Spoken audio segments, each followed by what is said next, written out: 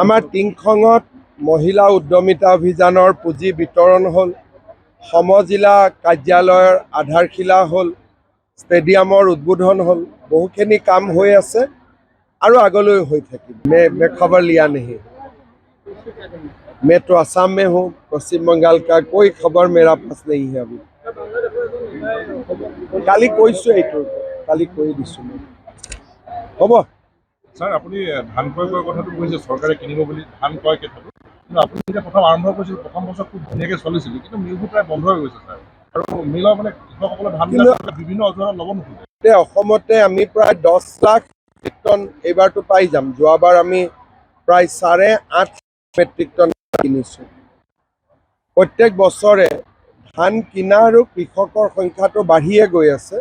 ডিব্ৰুগড়ত যদি কিবা সমস্যা আছে মই এটা ৰিভিউ লৈ ল'ম। যিসকল মিল মালিক ছাৰ, তেওঁলোকে কৃষকৰ পৰা ধানটো নলয়, তেওঁলোকে এতিয়া কৃষকৰ ৰেট 2200 টকা, তেওঁলোকে এতিয়া 1700-1500 ধান কিনি আছে।